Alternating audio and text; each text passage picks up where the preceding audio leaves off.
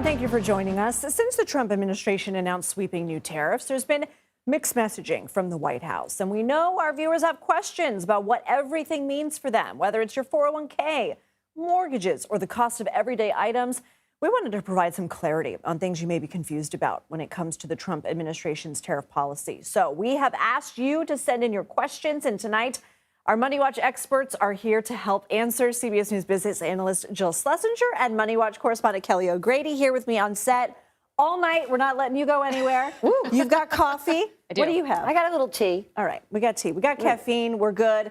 We're in it for the long haul, right? So we're going to begin with a major shift in President Trump's tariff policies. The president announced Wednesday that higher levies on the vast majority of America's trading partners will be put on pause for 90 days. So during that time, the U.S. will lower the universal rate to 10% on those foreign nations, with the exception of China. President Trump says the U.S. will raise tariffs on Chinese goods to 125%, effective immediately. This is in retaliation to China saying it would raise tariffs on U.S. goods to 84% starting Thursday.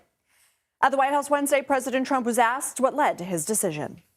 Well, I thought that people were jumping a little bit out of line. They were getting yippy, you know. They were getting a little bit yippy, a little bit afraid. No other president would have done what I did. No other president. I know the presidents. They wouldn't have done it. CBS News senior White House correspondent Weijia Jiang joins us now. So, Weijia, you just spoke with Commerce Secretary Howard Lutnick. What did he tell you?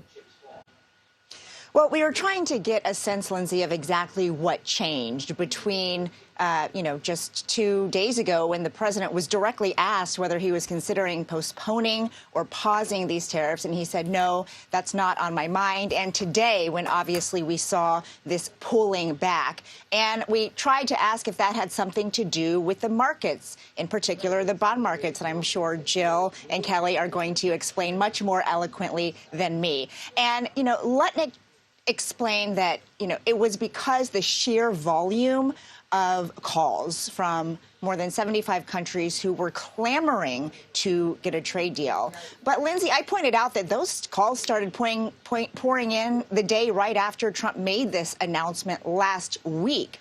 And so I tried to press Lutnick about exactly what changed, if he could add more details. Take a listen.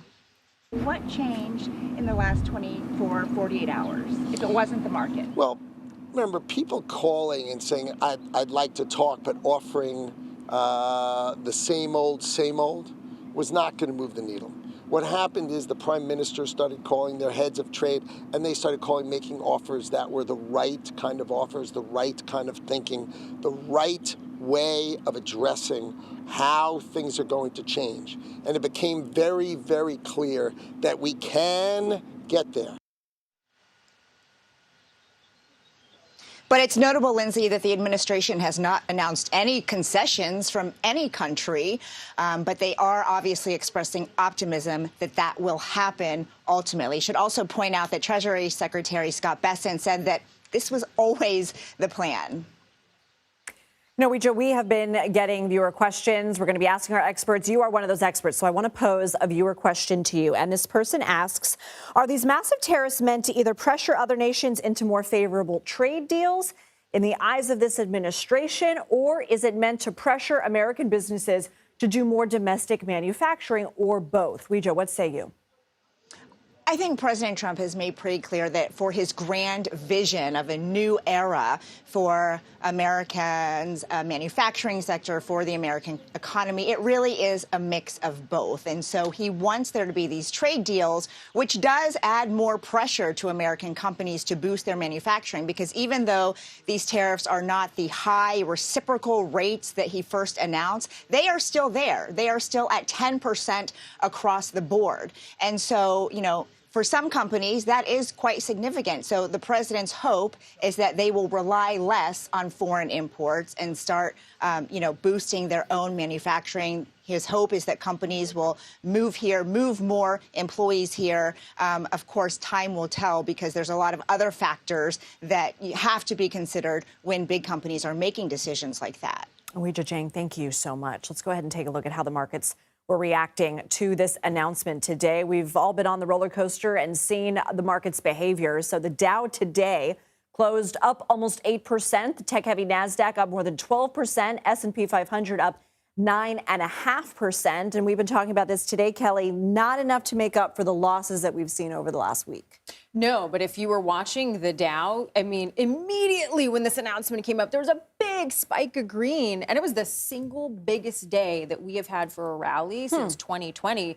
You know, they mentioned the 10%, Jill. I mean, imagine if we had had no tariffs. The 10% would have been pretty significant. This was more like, oh, thank God it's not as bad as it was. Yeah, it's such a relief to know something that is not so extreme. You know, coming into this period, when we were getting ready for this Rose Garden announcement, most of the analysts and strategists and economists, they had kind of penciled in this 10%. They knew the autos would be a little more. They were surprised about that Canada and Mexico were first.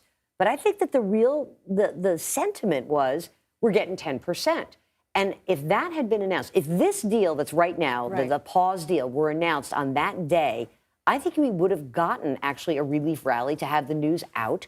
And if it were not a pause, but an actual, this is what the level is, and we'll see where we go next, I do think that the markets would have reacted pretty well to that. It's very difficult to imagine that you put the entire world through this whole process over the course of 5 or 6 days, perhaps unnecessarily. Well, or really causing a lot of loss among people's portfolios. Somebody was telling me today that he might have to work, he's close to retirement, might have to work an extra year as a result. Maybe 6 months after today. Maybe 6 months. That's why you're here, Jill, because you do the numbers. But to both of your points, 10% not nothing. 125% tariff on China, not nothing. So, Kelly, what does this look like with this tit for tat between the U.S. and China? How does this end? Yeah, it's like 1, 2, 3, 4, I declare a trade war, right? I mean, look, this is going to mean potentially higher prices for Americans and Chinese citizens, right? Also potentially slowing growth if people just say, hey, I'm going to not spend as much because a lot of what we buy is from China. And retaliation. You know, in the opening, it talked about farmers being the first to get hit. They saw this under the first Trump administration and how devastating it can be. They did get an aid package, but that's something to think about. What I'm wondering, though, is if these deals happen and the negotiations happen and it becomes the U.S. and the world against China, I mean, their economy is in a tough spot. I mean, does that become a problem for them? Well, I mean, I think they're in a tough spot, but you see that they've been courting some of their former enemies. And I think that's been fascinating. Give us some examples. Well, you know, we're going to sit down and have a discussion with Korea. And I thought that that was just a shocking moment where you could see the Chinese saying, listen, he's going to be tough on you. President Trump's going to be tough on you. We're here for you. India, I know you're friends with Trump, but we got a lot of stuff here. We'll bring cars to you. Don't worry about it. I think there's a real risk when you're creating these kinds of massive tariffs and policy shifts. There's a risk that you push your friends into the arms of your enemy. And that's the thing that I think that we have to keep an eye on.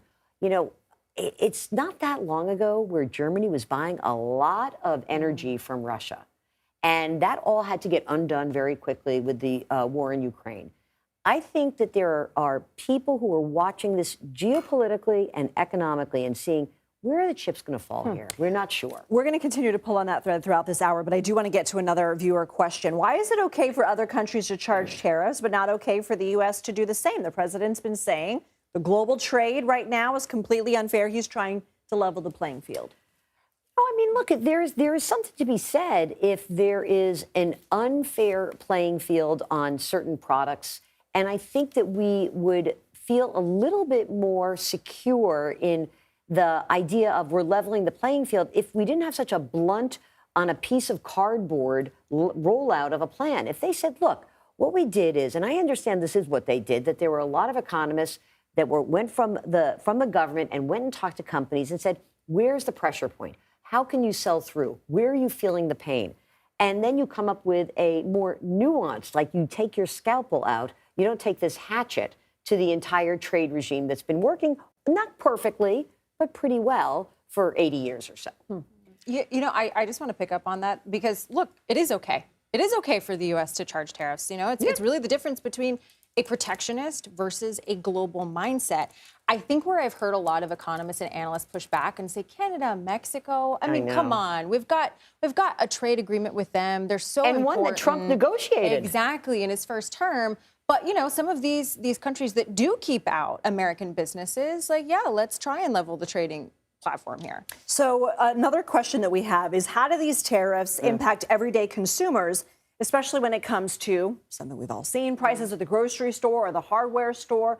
What's the long-term outlook? Are these tariffs likely to strengthen the U.S. economy or just cause temporary disruption? Maybe part of me feels like that last latter, as time will tell. But yeah, and also it depends what the tariffs are, how long they stay in place. Where you're going to see the first price increases is with perishables, right? So just think of it this way.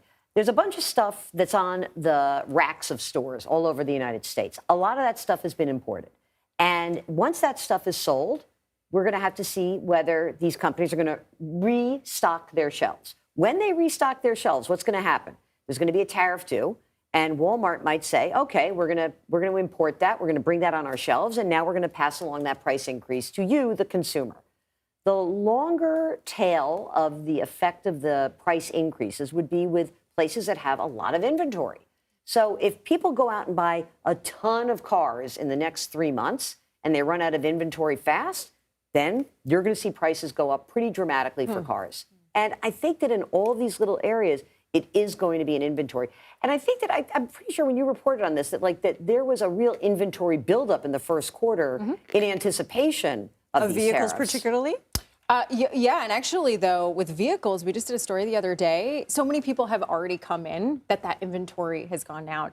Two things that I'll add People to saying, that. let me get in before these Yes, tariffs. Okay. exactly. Two things I want to add to that is, one, just at home, if you are expecting a price increase, do the math. It shouldn't be off of the sticker price, okay? Because the tariff is charged on the import price. So I don't want anyone going to the car dealership and saying, oh, my $60,000 car should cost 25% more. That makes sense. Just do that math and negotiate with them because they shouldn't be charging you 25% more off the sticker price because that's not what they're paying. It's sort of fascinating when you consider what was created after COVID, right? We had such a massive supply chain disruption. It was awful. Remember the ships being stuck and we couldn't get the stuff we needed.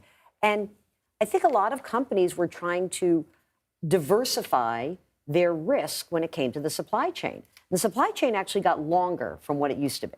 It really did. It started to move in a different way. Meaning touching more hands. Yes. And every time it touches hands, think about it. Like, let's say we're putting together a GM car in the United States.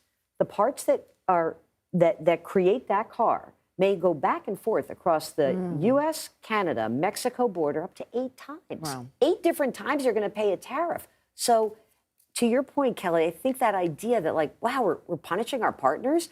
And frankly, if he had come out and said, you know what, I love that deal, that was a great deal, and he and Claudia Sheinbaum had a little, like, side conversation, like, you got to help me with the immigration problem, I think people would have been okay. Yeah. I just think starting with Canada and Mexico is really a shocking moment for most people who are watching this. Well, some people at home might be wondering, could tariffs be good for secondhand retailers? Well, the president and CEO of online marketplace Poshmark joins us next to discuss how he thinks this could impact their business and their customers. You're watching a special edition of The Daily Report.